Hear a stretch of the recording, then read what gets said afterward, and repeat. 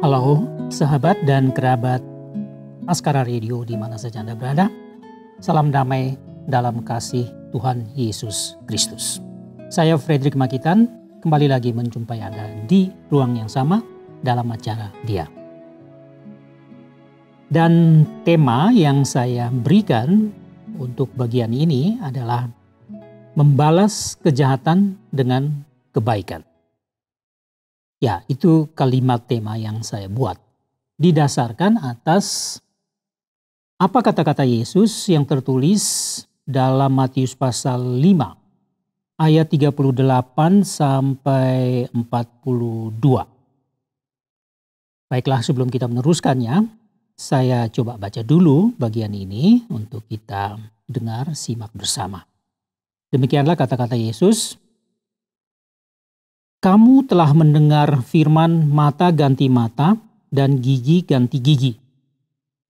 Tetapi aku berkata kepadamu, janganlah kamu melawan orang yang berbuat jahat kepadamu.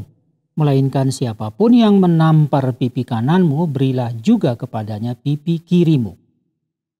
Dan kepada orang yang hendak mengadukan engkau karena mengingini bajumu, serahkanlah juga jubahmu. Dan siapapun yang memaksa engkau berjalan sejauh 1 mil, berjalanlah bersama dia sejauh 2 mil. Berilah kepada orang yang meminta kepadamu, dan janganlah menolak orang yang mau meminjam daripadamu. Nah, kita coba melihat dari ayat 5 ayat 38, kamu telah mendengar firman mata ganti mata dan gigi ganti gigi. Nah, ini Tuhan Yesus mengutip satu kalimat yang diambil dari hukum Taurat. Lengkapnya itu kita bisa baca, ada misalnya di dalam kitab Keluaran, juga kitab Imamat, diulangi lagi dalam kitab Ulangan, ya. Jadi di situ dikatakan gigi ganti gigi, mata ganti mata, kaki ganti kaki, tangan ganti tangan, luka ganti luka. Ya, seperti itu. Jadi hukum ini diberikan supaya ada efek jerak. Ya, jadi orang-orang Israel itu tahu sekali, kamu berbuat begini, berbuat jahat kepada orang, maka akibat jahat pula akan kalian terima. Bahkan kalau membunuh, akhirnya nyawamu sendiri juga akan hilang. Jadi tegas. Tujuan sekali lagi adalah untuk memberikan efek jerak. Karena orang Israel itu luar biasa juga, mereka punya karakter pada zaman itu ya. Karakter yang suka melawan Tuhan. Melawan hukum-hukum yang sudah ada. Jadi itu hal pertama yang kita lihat sini. Tapi Yesus katakan di sini. Dan kita masih ingat bahwa Yesus, sudah saya jelaskan bahwa Yesus datang, ini kata Yesus sendiri, bukan untuk meniadakan hukum Taurat, melainkan untuk menggenapinya, ya, menyempurnakannya. Jadi ada hal-hal di balik hukum-hukum yang sudah tertulis itu yang sebenarnya tidak dipahami baik oleh pemimpin-pemimpin agama Yahudi maupun oleh bangsa Israel, orang kebanyakan sendiri. Mereka tidak mengerti apa yang ada di balik hukum Taurat, yaitu kasih Allah, ya, yang ingin memperbaiki, memulihkan hidup manusia yang telah berdosa. Jadi Tuhan Allah ingin supaya Israel ini menjadi baik, jadi bangsa yang baik, dan orang-orangnya menjadi orang-orang yang takut akan Tuhan. Tapi mereka dengan karakter yang seperti itu selalu melawan, maka hukum ini diberikan. Tapi Yesus katakan di sini bahwa jangan kamu melawan orang yang berbuat jahat. Jadi kentaranya di sini seperti ada kontradiksi ya dengan hukum Taurat. Jadi apa yang diajarkan Yesus barusan ini dalam khotbah di bukit ini seakan-akan kontradiktif atau bertentangan dengan apa yang diajarkan oleh hukum Taurat. Hukum Taurat katakan harus balas ya, sesuai dengan apa yang dia buat. Tapi Yesus katakan jangan melawan orang yang berbuat jahat kepadamu. Nah, dari apa yang kita pelajari ya, mengenai apa perkataan Yesus ya, kalau dari segi hukum Taurat sudah tahu di situ bahwa harus ada pemberian hukuman yang setimpal dengan apa yang dibuat oleh seseorang. Dan tujuannya supaya ada efek jera, ya, supaya perbuatan yang semacam itu tidak lagi diulang. Itu tujuannya. Tetapi apa yang ditulis oleh Matius ini, yaitu perkataan yang keluar dari mulut Yesus, dikatakan misalnya pada ayat 39, dikatakan bahwa jadi pesannya adalah tidak melawan orang yang berbuat jahat. Jadi sekalipun orang berbuat jahat kepada kita ya Yesus berbicara kepada 12 muridnya. Jadi orang berbuat jahat pada kalian 12 orang ini, tetapi kalian tidak boleh melawan. Nah ini kan sudah pasti menciptakan tanda tanya dan keinginan untuk mendapatkan penjelasan lebih jauh. Bagaimana itu?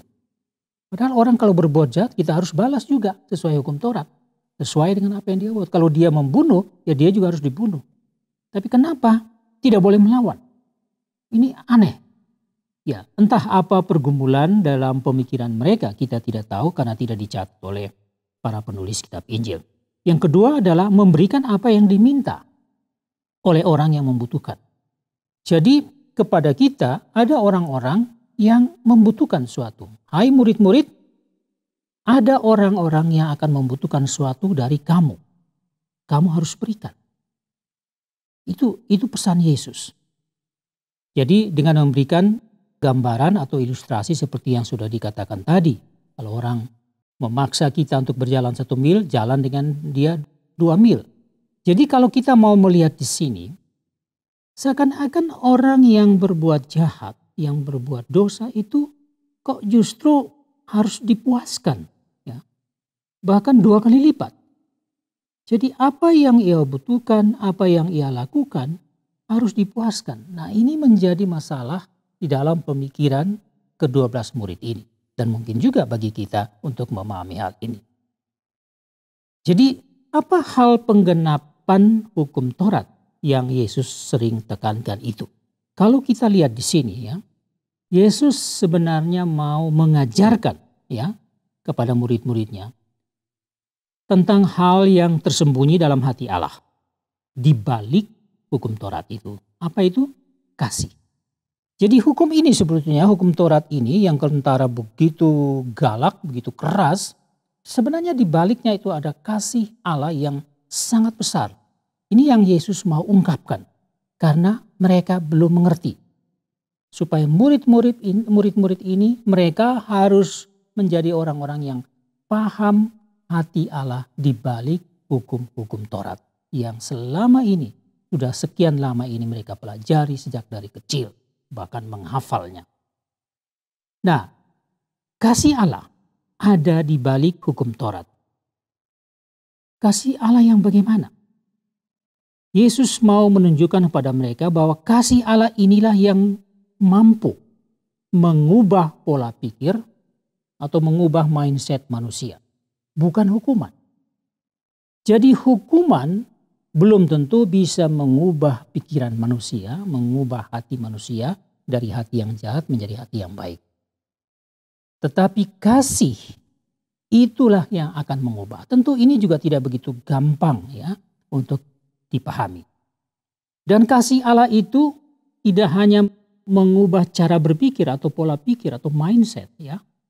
Dulu begini ya, seperti saja misalnya soal hukum Taurat. Kalau membunuh, ya orangnya harus dibunuh juga.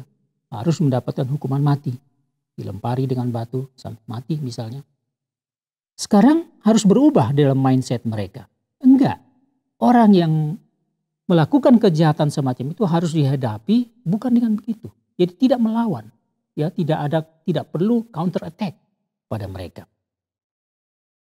Hati yang jengkel, hati yang benci mungkin oleh karena kejahatan-kejahatan itu yang dilakukan untuk mereka atau untuk seseorang. Itu hati yang semacam itu juga harus diubah.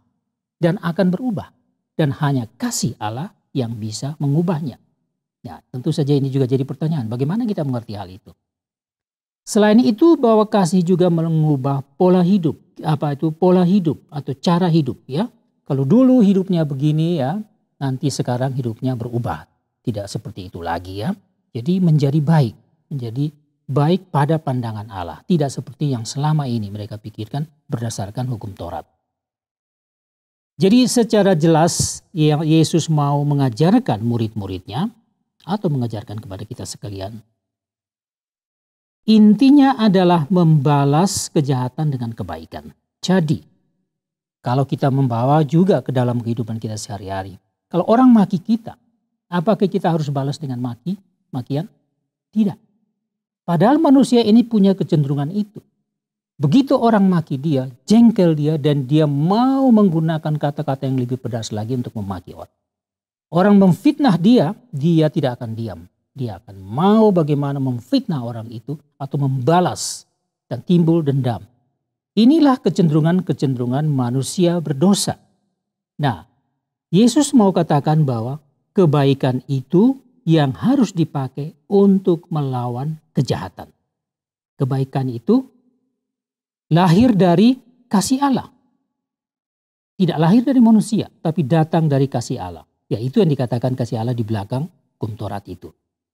Kasih yang dari Allah ini juga ya selalu ingin mengampuni ya.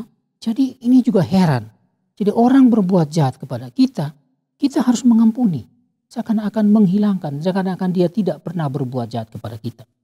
Artinya kita membebaskan orang itu dari hukuman yang seharusnya dikenakan pada dia oleh karena kejahatannya. Ini kasih Allah. Kasih juga selalu ingin untuk memberikan apa yang sesungguhnya dibutuhkan oleh orang lain. Jadi kasih ini membuka mata kita, mata hati kita untuk memahami kehidupan orang lain. Karena orang itu walaupun dia berbuat hal-hal yang salah, penuh dosa, kejahatan. Tapi dia adalah orang-orang yang sebenarnya tidak mengerti apa yang dia buat itu. Jadi dia ini perlu mendapatkan pengampunan dan dia juga membutuhkan pengampunan tentunya. Membutuhkan maaf dari kita atau bahkan membutuhkan pertolongan apapun dari kita dan itu harus diberikan. Ya, terutama pengampunan. Jadi orang yang berbuat jahat tidak ada harta yang paling mulia yang dia butuhkan selain pengampunan. Tentu saja dia tidak suka balasan. Jadi itu orang-orang berdosa melakukan kesalahan-kesalahan yang besar. Selalu saja di dalam hati kecilnya dia membutuhkan maaf. Dia membutuhkan pengampunan. Jadi Yesus mau katakan pada 12 murid ini. Kalau demikian itulah yang diberikan. Bukan melawan. Bukan counter attack atau menyerang balik. Bukan begitu. Jadi kasih semacam inilah yang akan sanggup mengubah manusia. Bukan hukuman. Jadi hukuman seberat-beratnya yang menurut konsep manusia itulah yang akan mengubah. Tapi Yesus katakan tidak. Yang mengubah adalah kasih. Jadi kasih semacam ini yang bisa membetulkan pikiran manusia, memulihkan manusia dari kehidupan yang tidak benar. Nah, apa yang perlu kita ambil, kita petik dari pelajaran ini? Pertama, hukuman tidak selalu efektif untuk mengubah kehidupan. Jadi jangan selalu menggunakan hukuman sebagai alat yang dianggap efektif untuk mengubah manusia. Belum tentu. Ya. Hukuman bisa menimbulkan sebaliknya. Ada dendam kesumat yang tidak berkesudahan. Bisa terjadi. Hati manusia bisa semakin keras. Bahkan dia semakin kebal ya. Tidak bisa lagi disentuh. Dan juga bahkan dia bisa meremehkan hukuman-hukuman itu. Karena sudah menjadi enteng semuanya, dia bisa melakukan lagi. Dan kemampuan manusia yang biasanya itu sudah ada. Kemampuan untuk mengampuni, untuk memaafkan itu pada manusia ada. Ini malah akan melemah.